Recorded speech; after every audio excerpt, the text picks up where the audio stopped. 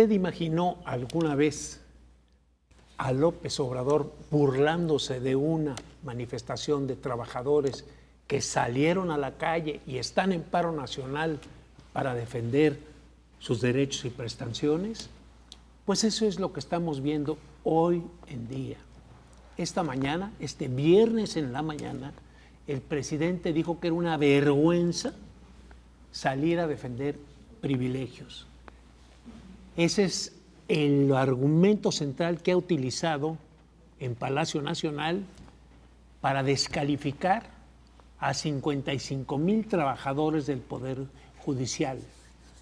Pepe, ¿qué imagen te provoca eso? ¿Qué reflexión te trae lo que estamos viendo ahora? Yo tengo la sensación, Pancho, de que conforme nos vamos acercando al final, las consecuencias de los desaciertos y de los desatinos, por cada una por su lado, van produciendo consecuencias, pero aparte se van entretejiendo, de tal manera que es indiscutible que el régimen se acerca al final, pese a lo que diga el presidente, con una serie de incumplimientos y contradicciones. Frente a esa situación y ante la presión de la elección, y necesariamente la presión que él se impone de hacer todo lo posible para que su corcholata gane, yo creo que esto va entrando en una situación como entre patética y ridícula, ¿no? En donde el presidente ya no sabe para dónde hacerse, ¿no? Pues se hace para acá, se le desafina a un lado. Si se hace para acá, se la desafina, ¿no? Concretamente, en este caso, él la trae jurada con el Poder Judicial, yo creo que por varias razones, pero una de ellas es, está alimentando con esto una causa con la cual le da a la candidata una bandera, ¿no? Ya le heredó, órale, repítete esta, ¿no?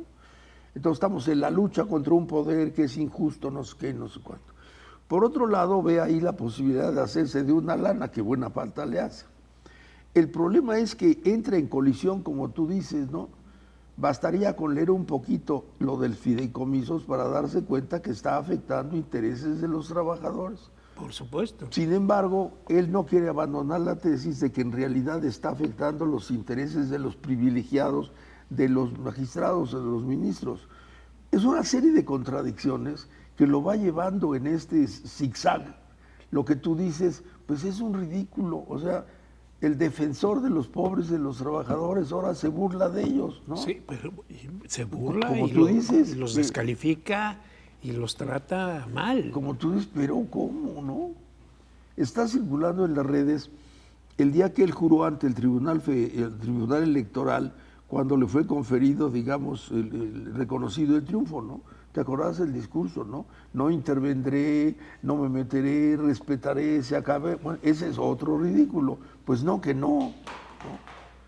Y por otro lado, ya hablaremos de ello, está el caso de Ayotzinapa, en donde también llegó pues a un callejón sin salida, ¿no? Del cual pues está teniendo consecuencias. Pero todo esto se va sumando. Yo creo que a los ojos del observador sereno, desapasionado, estamos viendo un oso, como decimos en México, ¿no? Está haciendo osos.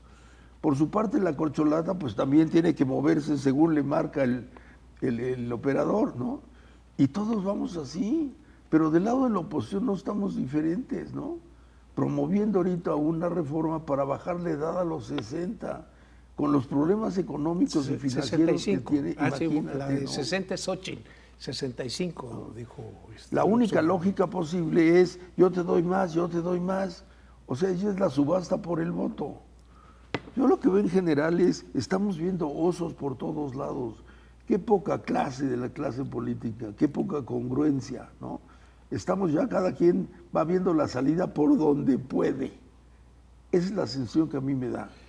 Pues sí, efectivamente, estamos en el último año de gobierno. El presidente quiere ganar la elección como sea. Como sea. Como sea. Y una de las razones, coincido contigo, es de haber arrebatado, de haber cometido este atraco a recursos que son de otro poder.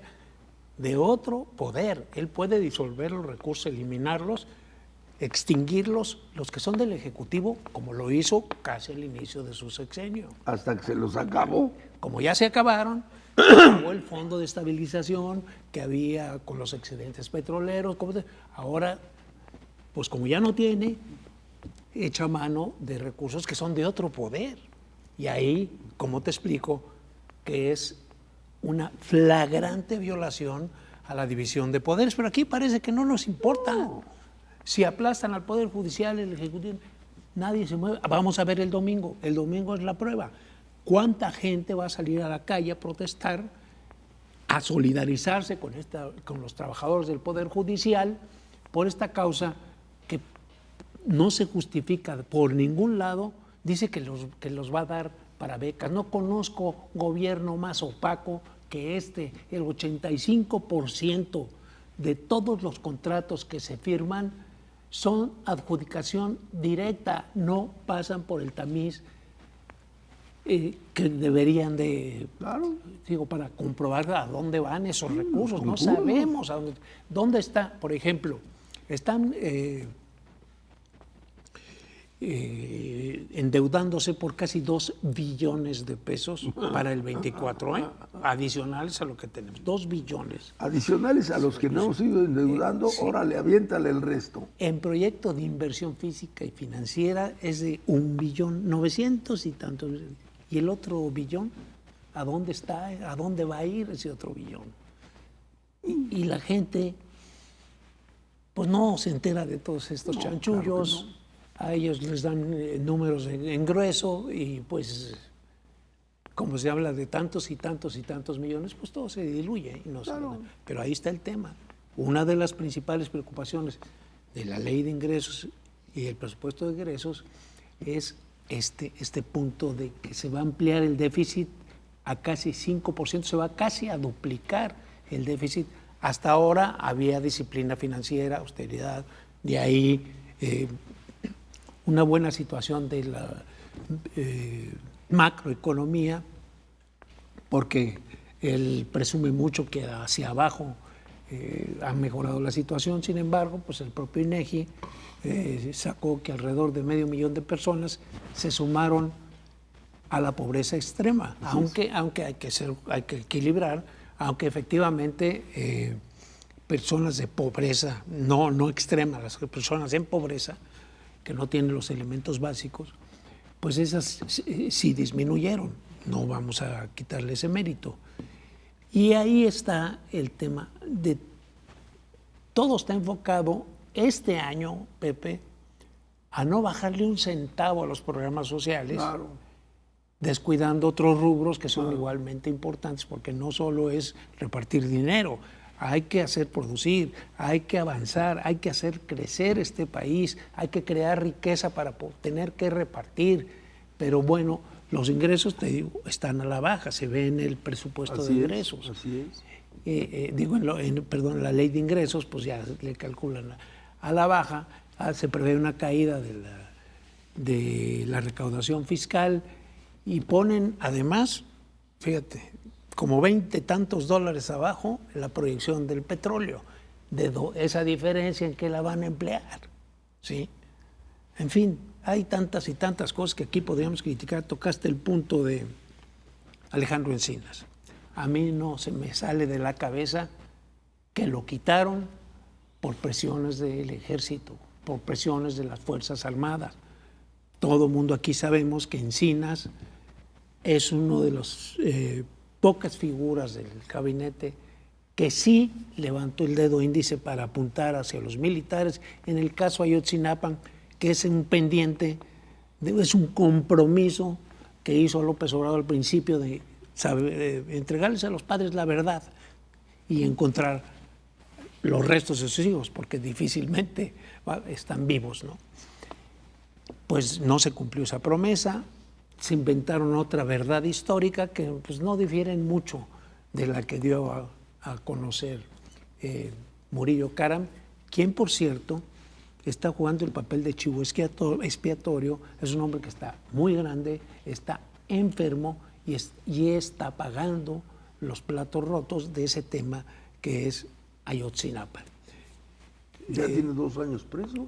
Y ya van para 2 años, tiene problemas fuertes de salud, van varias veces que lo ingresan al hospital, pues han de querer que muera ahí, ¿no? A ver, recordemos el caso de Ayotzinapa, ¿no? No acababan de ocurrir los hechos cuando el partido Morena y su santo patrono, ¿no?, inmediatamente apuntaron el dedo flamígero al Estado y decretaron que era un crimen de Estado. Esa fue la verdad de la que partieron, ¿no? Le sacaron jugo a esa, ¿no? Así es. Le sacaron jugo. Dijérase lo que se dijera, ellos arrinconaron al régimen, al que no estoy excluyendo ni justificando, pero de inmediato fue, no, es un crimen de Estado. Era fácil, estaban en la oposición, les tocaba acusar. Cuando llegan, entonces ellos tienen que ser en algún sentido congruentes y ofrecen a los padres de los 43 la verdad, toda la verdad y nada más que la verdad. Y entonces queda al frente de esta responsabilidad Encinas, que es un viejo cuadro partidista, que tiene fama de ser un hombre serio, de ser un hombre austero, en fin. Lo ponen a él en la punta de lanza, ¿no? Con la responsabilidad. La Comisión de la Verdad. La responsabilidad no era poca, ¿no? O sea, explíquenos todo y digan dónde están los restos de los muchachos, ¿no? Yo creo que él hace su mejor tarea. No hay en el camino nada que me haga pensar en algo diferente. Lo que pasa es que yendo en ese camino, evidentemente, pues va encontrando algunos hallazgos que no estaban contenidos antes. Y estos resultan incómodos ahora para alguien que ya no está en la oposición, sino está en el gobierno. Que además resulta que es un presidente que está, digamos, por decirlo así, muy ladeado, muy entregado, muy cercano al ejército. Entonces, él queda a la mitad, ¿no?, entre lo que va descubriendo Encinas y la resistencia del ejército, ¿no? Estando en esas condiciones, viene la detención del general exsecretario de la Defensa, que estaba ahí durante los hechos de Ayotzinapa, lo cual resulta una situación incómoda. En un primer momento él festeja que lo hayan detenido, porque eso prueba sus dichos de que el ejército, pero 24 horas después cambia, ¿no? Pues la única explicación es el ejército le dijo, oye, chato, ¿no? Entonces cambia. Entonces, pues ya no, sí, pero no. Entonces él hace su mejor gestión porque se lo regresen. Estados Unidos, que ya lo tiene indiciado por razones políticas, le dice, ahí va el general con todo el expediente. Él promete investigarlo, ¿no? Y entonces las cosas ya quedan atoradonas ahí. Ahora, las cosas van caminando, llega un momento en el que el fiscal que llevaba el caso renuncia, lo cual pues le deja tirado ahí una situación, un reto. En fin, ¿para qué estamos en los detalles? Tenía él que encontrar una solución a esto. Y la solución fue, llegado el momento, él decreta, ¿no?, que el ejército no tuvo que ver, en fin, el argumento que ya conocemos y los exime. Con lo cual, Encinas queda evidenciado, ¿no? Descalificado. Y ya evidenciado, pues entonces la renuncia de él es obviamente un acomodo, ¿verdad? A ver, vente para acá, ya no hablemos del caso, y entonces se va a ir con la corcholata porque es un cuadro partidista. El otro, pues incómodo, pues no tiene alternativa, ni modo que diga que no. Si se queda, ¿a qué se queda?, ¿no? La salida, pues no es precisamente cómoda. Y una vez más, estamos ante un ridículo del régimen. Déjame decirte a propósito de esta salida. Ayer algunos de los padres de familia, en una entrevista con el Milenio, decía que Encinas ya le había manifestado a él pues que se iba a ir, porque no lo dejaban hacer. No podía ir más allá porque no lo dejaban. Claro. ¿Sí? No estoy eximiendo, Encinas pues no pudo completar la tarea, hay que decir, el tema de los desaparecidos pues tampoco es algo que puedas tú presumir que se haya avanzado, ¿sí? Siguen, hay muchas cosas todavía en el tema de los derechos humanos que están pues cuestionadas. Entonces, no es que estemos aquí echándole porras al señor Alejandro Encinas, pero quiero llamar la atención sobre un mensaje que subía a redes sociales el Centro PRO, reconociendo, primero lamentando la salida de Alejandro Encinas, segundo diciendo que él sí se había abierto a la pluralidad y que se había puesto frente a los axiomas del presidente López Obrador. O sea, López Obrador, que está ahora excusando, siendo magnánimo pues con el ejército, no se le puede tocar ni con el pétalo de una rosa, y además, pues tuviste esta paradoja que existió de que por un lado le quitan los 15,000 millones de pesos en 13 fideicomisos del Poder Judicial, pero crean otros dos, crean tres, perdón. Uno que tiene que ver con los derechos de estancia que le cobran a los extranjeros, el 20, que eran alrededor de 24,000 millones de pesos anuales, el 20% de ese dinero iba a dar al Instituto Nacional de Migración. Pues reformaron la ley para que en plena crisis migratoria, porque todos hemos visto cómo está la situación, supriman ese 20%. ¿Y a dónde crees que va ese dinero? Al ejército, claro, para el Tren Maya. Otros dos rápidamente, a los grupos aeroportuarios, privados, les van a gravar con 9% el uso de las instalaciones o las ganancias por el uso de las instalaciones, y a la línea aérea del ejército solo el 5%. ¿Y qué van a hacer con ese diferencial? Se lo van a dar al ejército y a la marina. Más consentidos no pueden estar. Si me permite, los militares y ya para cerrar, y más menospreciados los trabajadores no pueden estar. Así es. Y mi último comentario sería, yo creo que lo que estamos viendo es un proceso en donde se muestra cada vez más las contradicciones del régimen, ¿no? Podríamos hacer la lista, ¿no? ¿Se va a terminar el tren? Pues no se va a terminar el tren. ¿Va a producir petróleo Dos Bocas? Pues no vemos todavía. En fin, a lo largo del sexenio él empeñó su palabra en muchos sentidos y está cerrando frente a contradicciones. Y su dificultad es para dónde hacerse, cómo resolver esas contradicciones para no quedar en evidencia. Yo me atrevo a pensar que como nos acerquemos a la elección, todavía van a ser más y más claramente contradictorias sus posiciones. Yo creo que ya hasta perdió la vergüenza. No creo que le importe quedar en evidencia. Es tan obvio lo que hace que no puede darse cuenta hacia dónde va. Y con eso nos tenemos que despedir porque me están diciendo que se acabó el programa. Cita con ustedes. No nos dejen, no nos abandonen. El próximo viernes, 9:30 de la noche, lo esperamos José Neumann y su servidor Francisco Garfias.